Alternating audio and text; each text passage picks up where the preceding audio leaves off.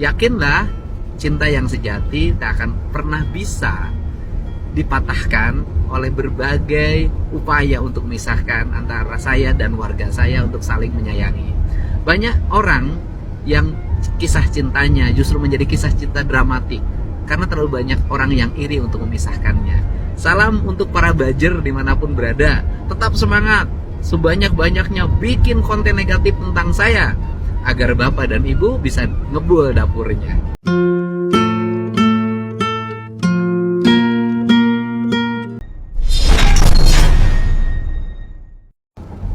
Setelah bisa melewati masa-masa sulit, menyelamatkan anak remaja di Jawa Barat dari berbagai problem kriminal yang dialaminya melalui pola pendidikan disiplin yang dilakukan di barak militer, kini berbagai pihak mulai mengepung kembali dengan berbagai stigma sebagai gubernur konten, Mulyono Jilid 2, gubernur pencitraan, dan berbagai tayangan lainnya yang sengaja dibuat, yang tujuannya untuk apa sih?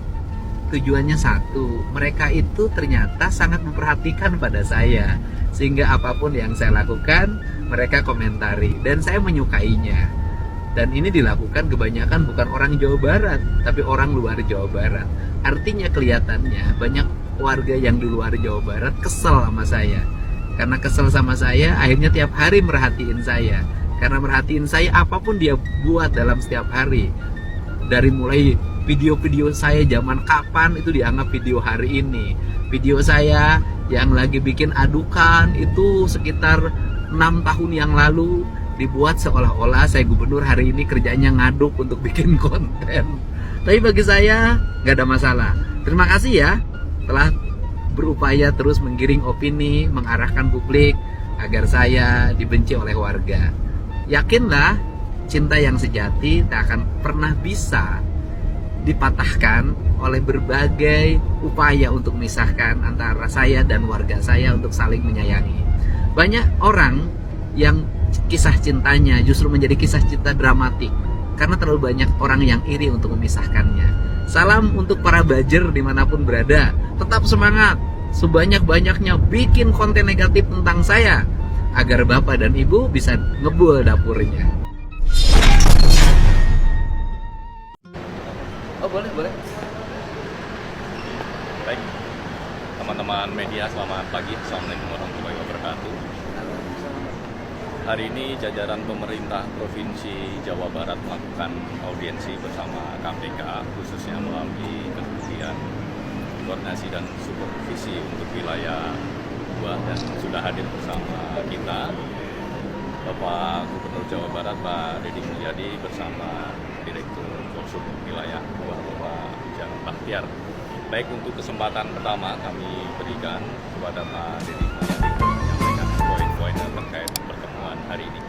Ya, kita pagi hari ini bertemu dengan jajaran KPK di bidang pencegahan, terutama kita mendapat arahan dari Pak Ujang Bahtiar. Arahannya adalah seiring dengan kebijakan yang diambil oleh pemerintah Provinsi Jawa Barat untuk melakukan upaya mengefisiensikan, merealokasikan seluruh belanja pemerintah dari belanja yang tidak penting ke belanja yang dianggap menjadi kepentingan publik, terutama di bidang pendidikan, kesehatan, infrastruktur jalan, irigasi, penanganan kemiskinan, jaringan listrik.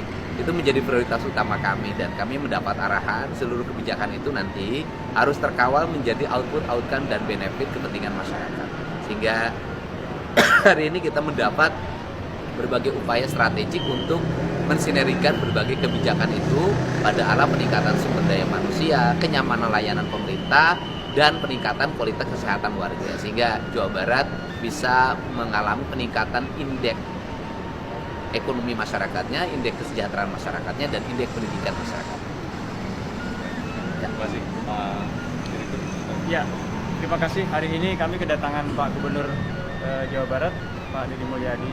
Beliau menyampaikan banyak hal terkait langkah-langkah strategis beliau di dalam mengoptimalkan sumber daya yang dimiliki dari pemerintah Jawa Barat, di mana diantaranya beliau mulai melakukan langkah strategis dengan memperbaiki perencanaan dan penggunaan anggaran yang ada di Provinsi Jawa Barat, di mana prinsipnya beliau bahwa sumber daya yang dimiliki oleh pemerintah Jawa Barat ini harus kembali dan bermanfaat untuk masyarakat, baik itu jangka panjang maupun jangka menengah maupun jangka pendek. Dan ini beliau meminta kepada kami dari KPK untuk memastikan bahwa langkah strategis beliau ini yang pertama memang tidak menyalahi aturan, kemudian pelaksanaannya di mana bahwa itu harus ada yang mengawasi. Nah, kegiatan ini merupakan suatu langkah strategi yang kami apresiasi, dan kami berharap bahwa apa yang menjadi ide, gagasan, improvisasi dari Pak Gubernur Jawa Barat ini betul-betul membuat langkah perubahan dan kemanfaatan yang real kepada masyarakat Jawa Barat dan sekitarnya. Demikian, terima kasih. Silakan teman-teman. Izin Pak Dinur mau bertanya, apakah program yang dikoordinasikan ini termasuk program siswa ke Barat itu, Pak? Oh iya, yang pertama program itu kan gini, kita akan menceritakan realokasi anggaran. Ada 5 triliun lebih, ada realokasi anggaran. Realokasi anggaran itu merubah belanja rutin pemerintah yang dianggap selama ini memboroskan anggaran pemerintah. Kemudian alokasi belanja publik tapi tidak memiliki kepentingan publik. Misalnya di dunia pendidikan, ada belanja 700 miliar lebih untuk TIK. Sedangkan yang dibutuhkan oleh dunia pendidikan adalah ruang kelas baru, sehingga anggaran itu digeserkan menjadi ruang kelas baru. Kemudian ada belanja rutin perjalanan dinas pemerintah. Yang dibutuhkan oleh pemerintah hari ini adalah jalan raya, bukan perjalanan dinas. Sehingga ada realokasi dari 700 miliar menjadi 2,4 triliun. Nah, kemudian ada sosialisasi yang biasa dibelanjakan oleh pemerintah. Yang dibutuhkan oleh masyarakat hari ini adalah banyaknya hampir 240 ribu rakyat Jawa Barat tidak punya listrik. Maka ada realokasi hampir 250 miliar dari angka 9 miliar untuk belanja penerangan listrik warga. Nah, seluruh rangkaian itu di dalamnya itu kan ada program pendidikan berkarakter yang di dalamnya merubah anak-anak dari punya sikap agresif tawuran, minum-minuman keras, kemudian korban game online, mengikuti pendidikan kedisiplinan, dan insya Allah berdasarkan rekomendasi dari psikolog dimungkinkan mereka besok sudah bisa meninggalkan barak untuk angkatan pertama. Nah, itu di dalamnya ada, dan insya Allah anggarannya produktif. Ada lagi, Pak San? Cukup ya? Ya, Oke, baik, terima kasih. terima kasih banyak ya. Terima kasih banyak. Ya, terima kasih.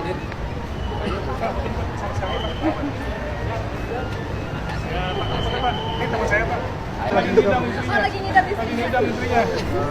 Pak Heri nongol, Pak Heri.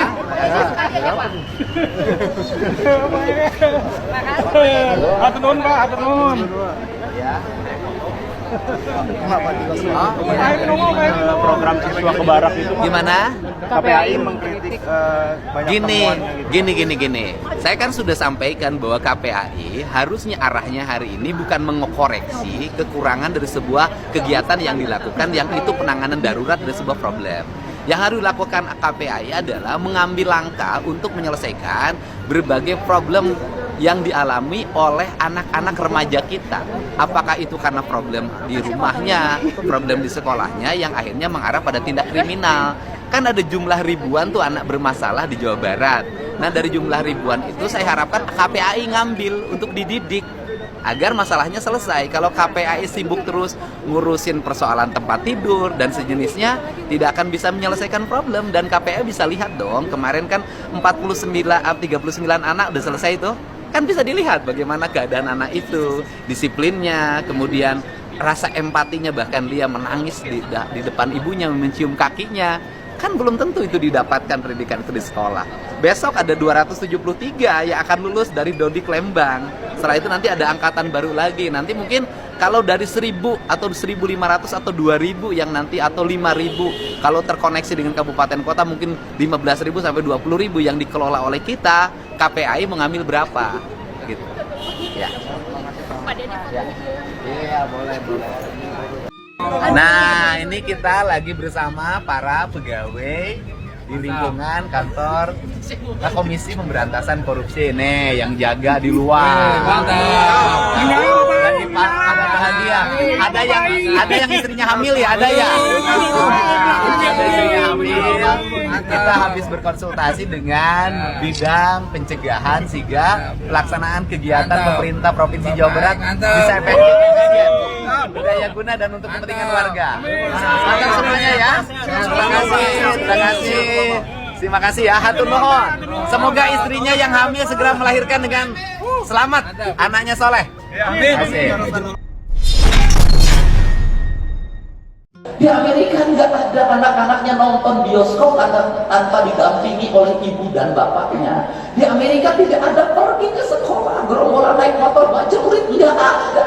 Hanya di Indonesia yang mengklaim diri sebagai negara berkebudayaan, mengklaim diri sebagai negara beragama, mengklaim diri sebagai negara berpancasila. Kadang saya bertanya, ini kebudayaan di mana, Pancasila di mana, dari mana harus memulainya? Memulainya harus dari kita semua berani bertindak, nggak usah takut dibully, nggak usah takut disalahkan. Karena satu ciri khas Indonesia ketika bicara masa depan, maka akan orang berbondong-bondong untuk mengkritik kita. Ketika bicara ke depan, akan ramai-ramai mengkritik kita. Kenapa?